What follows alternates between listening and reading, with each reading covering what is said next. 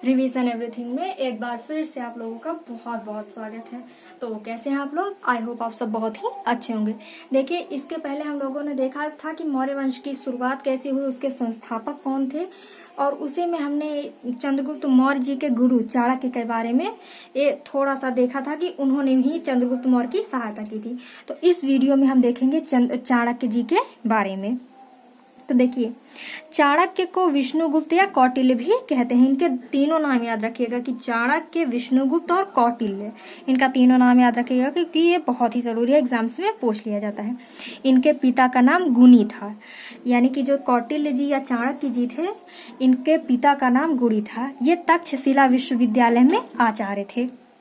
और आप लोगों को शायद याद होगा कि तक्षशिला में ही चंद्रगुप्त मौर्य पढ़ते थे, और वहीं से आचार्य जी को यानी कि चाणक्य जी को चंद्रगुप्त मिले थे। घनानंद ने चाणक्य की बेइज्जती की थी। इसी का प्रतिशोध लेने के लिए चाणक्य ने चंद्रगुप्त का सहारा लिया और घनानंद का अंत कर दिया। देखिए, बात उस समय की है जब सिकंदर भारत पर आक्रमण कर रहा था। तो उस वक्त भारत का सबसे जो मजबूत हिस्सा था वो पश्चिमी हिस्सा मगध था। तो चाणक्य घनानंद के दरबार में गए थे। उन्होंने घनानंद को बताया कि सिकंदर भारत पर आक्रमण कर रहा है, और अगर उसने भारत पर आक्रमण करके भारत को जीत लिया तो वो पूरे भारत को रौंद देगा।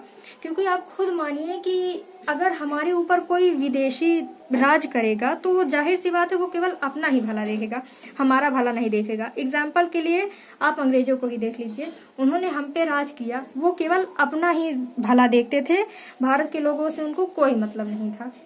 और ये बात चाणक्य जानते थे कि अगर सिकंदर भी भारत को जीत लिया तो वही हाल होगा, यानी कि पूरे भारत को तहस नहस कर देगा, आर्थिक दोहन करेगा, सब कुछ लूट के ले जाएगा।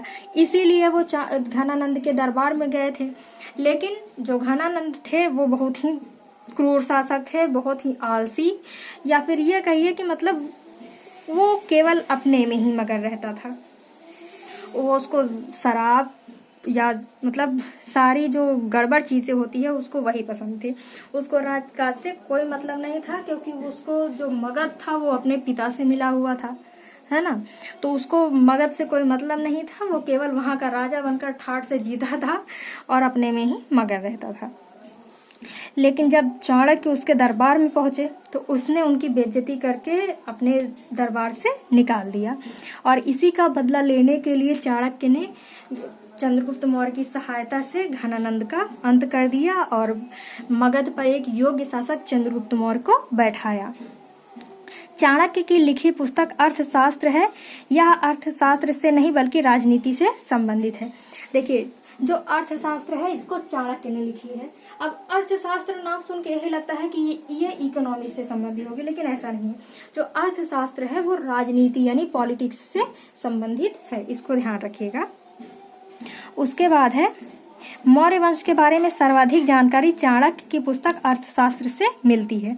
इस पुस्तक में 15 अधिकरण है। 15 अधिकरण का अर्थ यानी 15 लेसन हैं। अर्थशास्त्र में बताया गया कि राजा को इन 7 चीजों पर नियंत्रण बनाए रखना चाहिए। उनके कहने का अर्थ है कि ये जो 7 चीजें हैं, अगर राजा का नियंत्रण इनके ऊपर है तो वो अपना राज्य एकदम अच्छे से चला सकता है। तो देखिए, वो 7 चीज कौन सी है। पहला है राजा, यानी कि जो किसी क्षेत्र का राजा हो वो बहुत ही मजबूत हो। उसका मंत्री, यानी कि जो राजा का मंत्रिमंडल हो वो सुयोग्य हो, हर क्षेत्र में बेहतर हो। फिर है जनपद या क्षेत्र, यानी कि वो जो जनपद हो उस पर उसका नियंत्रण हो और वो जनपद थोड़ा सा बड़ा हो, क्योंकि जितनी बड़ा जनपद रहेगा उतनी ही जगह होगी, उतने ही सेना होगा, उतना ही लोग होगा, तो देखा जाए एक हिसाब से वो जनपद मजबूत होगा। उसके बाद है दुर्ग यानी कि किला, यानी देखा जाए तो उसको घेराबंदी, यानी उस जनपद का घेराबंदी अच्छे से किया जाए, यानी कि रक्षा उसकी अच्छे से की जाए। उसके बाद है कोष। कोष का अर्थ होता है धन।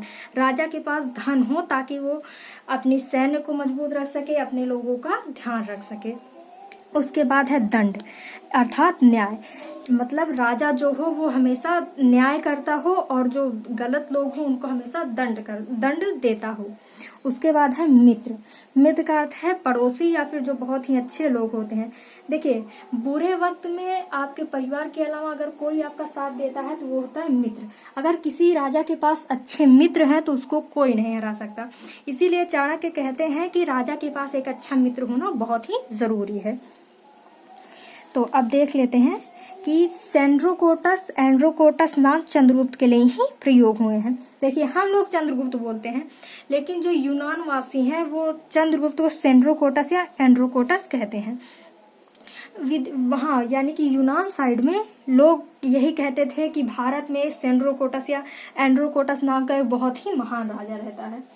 अब भारत के लोगों को पता ही नहीं कि ये है कौन सेंड्रोकोटस या एंड्रोकोटस, क्योंकि उन्होंने तो देखा है कि भारत में बहुत ही महान राजा है, लेकिन अब सेंड्रोकोटस किसे कहते हैं उन्हें नहीं पता था।